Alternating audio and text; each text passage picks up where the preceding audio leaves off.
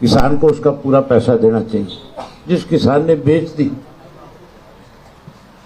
उसकी भरपाई सरकार को करनी चाहिए। ये किसान सदा से किसान विरोधी रही है। अखबारों में झूठे दावे करते हैं और हकीकत में किसान को कमजोर करने के लिए रोज नई योजनाएं बनाते हैं।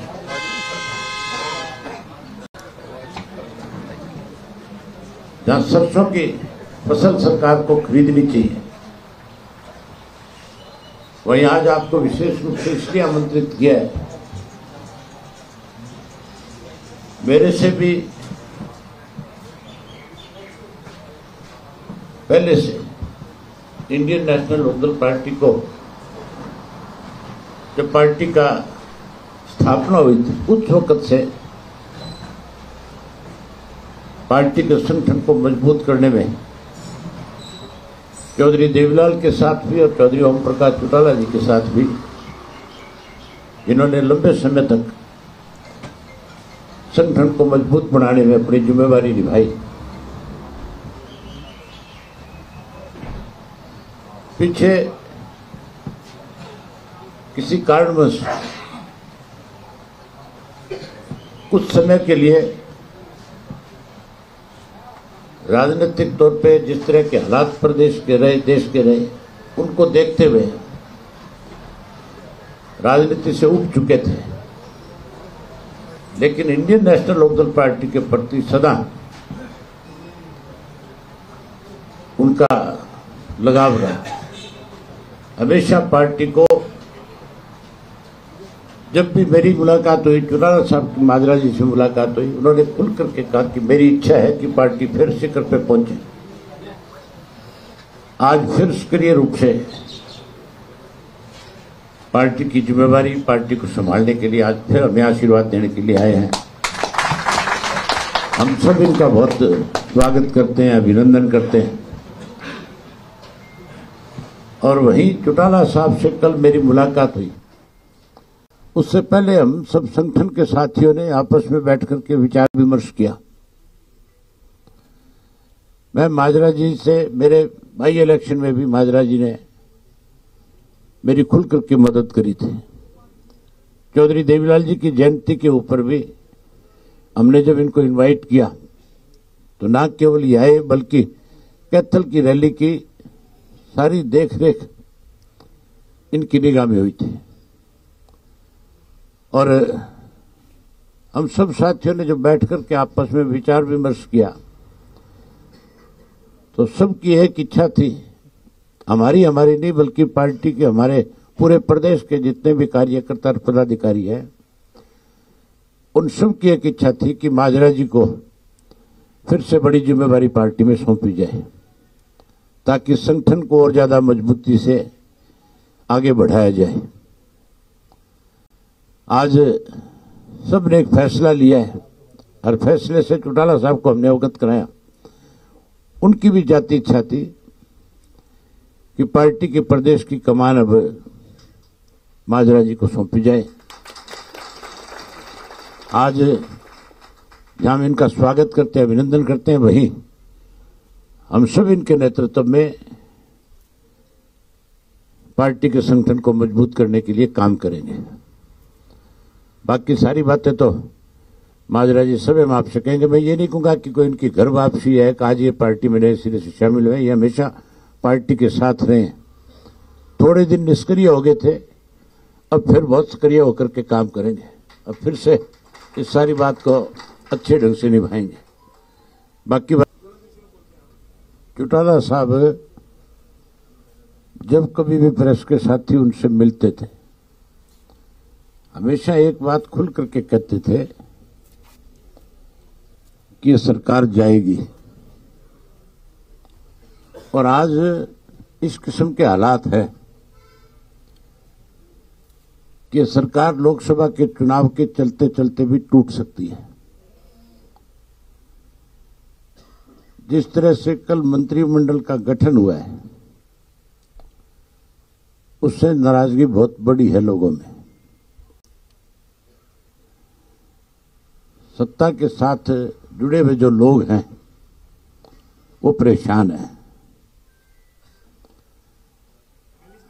मुझे हाँ एमएलए है, सत्ता के साथ जुड़े हुए तो दूसरे लोगों पे क्या असर होना है। हाँ, जो एमएलए साथ दे रहे हैं, खास करके जो इंडिपेंडेंट और जो जेजेपी वाले, ये बहुत दुखी हैं। जानकारी तो आपको भी होगी खैर है,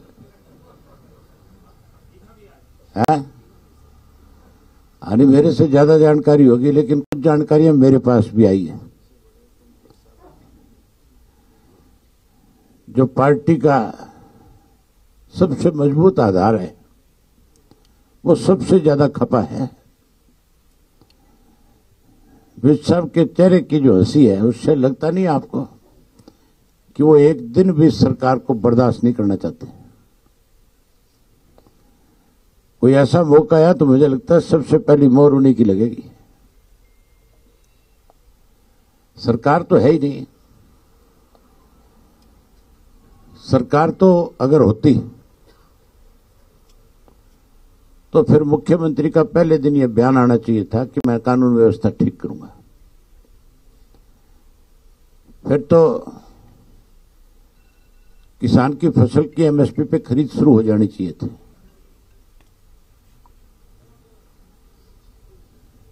आज भी जो नया चुना हुआ मुख्यमंत्री है, उसको खुद पे भरोसा ही नहीं हो रहा कि मैं मुख्यमंत्री बन गया।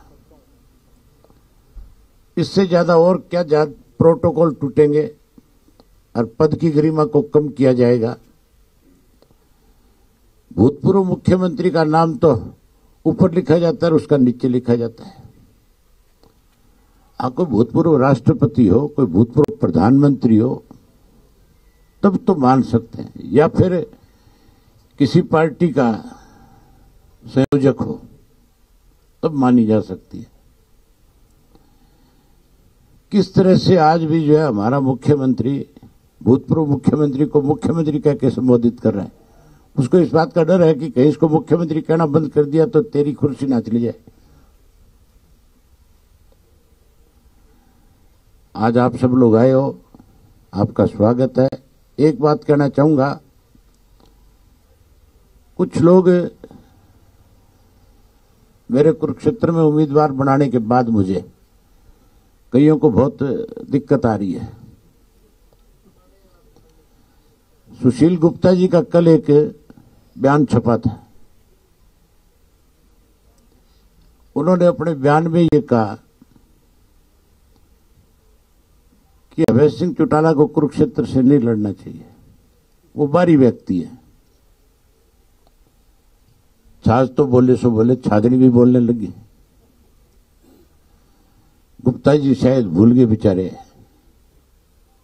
कि वो कभी हरियाणा के थे, अपना व्यवसाय करने के लिए दिल्ली चले गए और दिल्ली से राज्यसभा के मेंबर रहे। हरियाणा से कभी कोई वास्ता नहीं रहा। अब उम्मीदवार बनकर के आगे मैं गुप्ता जी को बताना चाहूंगा आपके माध्यम से कि मेरा कुरुक्षेत्र से बहुत पुराना रिश्ता है। मैं पहले लोकसभा का चुनाव लड़ चुका हूं और उसके बाद अर्जुन लड़ चुका है। हमारे चुनाव लड़ने की बात नहीं, यह हरियाणा प्रदेश चौधरी देवीलाल का लगाया हुआ पौधा है। पूरे प्रदेश में जन्म तो है, ठीक है, हमारा सरसा में हुआ है, लेकिन रिश्ता पूरे प्रदेश से एक जैसा है। हम तो कहीं से भी जाकर के लड़ सकते हैं। हमें तो हमारे संगठन ने जो जिम्मेवारी लगानी है उसको निभाना है, लेकिन उनको बोलने से पहले सोचना चाहिए। हरियाणा के लोग बहुत शाणे हैं।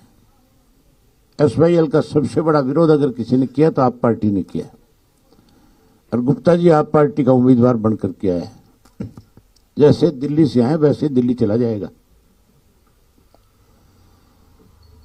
मेरी ख्याल जमानत भी नहीं बचेगी, मेरा जो अंदाजा है।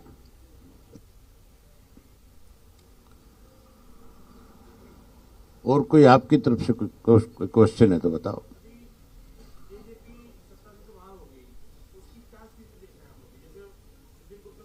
आप बताओ क्या स्थिति देख रहे हो। ये सवाल मेरे से पूछने का नहीं है। ये तो आपको आकलन करना चाहिए कि जिन्होंने बड़बोले बोल बोले थे आज उनकी स्थिति क्या है। मैं एक बात कह सकता हूं, जो 17% वोट की बात करते थे, जो 50 सीटें लेकर के मुख्यमंत्री का ख्वाब देख रहे थे, अगर लोकसभा का चुनाव लड़ लिया, मुझे नहीं लगता चुनाव लड़ेंगे, अगर लड़ लिया तो वो 17% जो है वो 0.7 पे आ जाएगा। उनकी हालत नोटों से भी ज्यादा खराब हो जाएगी।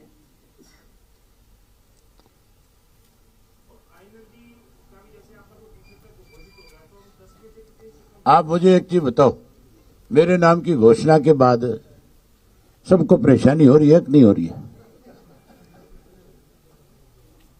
सही सही बताओ। राष्ट्रीय दलों की उनको तकलीफ हो रही है कि नहीं हो रही है? अभी तो एक मेरे अकेले के नाम की घोषणा हुई है। जब 9 की और होगी तब आप देखना इनकी हालत क्या होगी।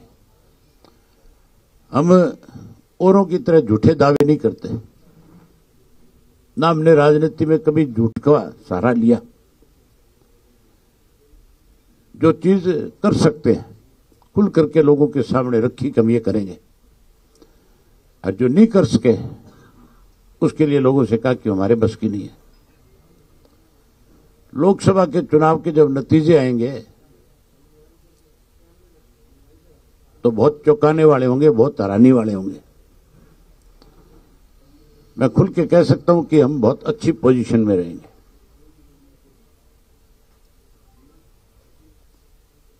जिन लोगों को गलतफहमी है उनकी गलतफहमियां दूर हो जाएंगी।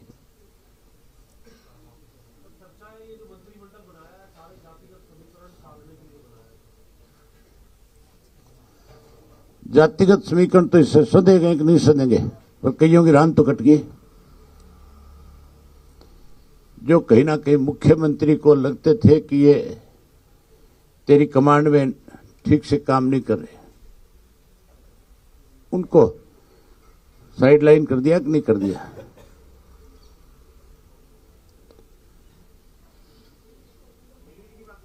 है अनिल विज भी उनमें एक है। अनिल विज तो मुख्यमंत्री की आंख में हमेशा ही रड़ता रहा है, पहले दिन से रड़का है। कितनी दफा इनके आपस में क्लेश हुए, कितनी दफा बैठ करके समझौते हुए। मैं तो हमेशा ये कहता था कि विज साहब की अगर कोई सुनता नहीं है तो उनको छोड़ देनी चाहिए थी। अगर ये फैसला पहले ले लेते तो आज समीकरण और होते हैं।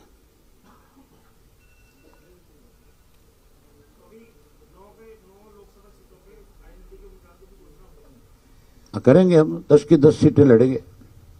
10 की 10 पे हमारे उम्मीदवार खड़े होंगे, 10 की 10 पे बहुत अच्छी लड़ाई लड़ेंगे।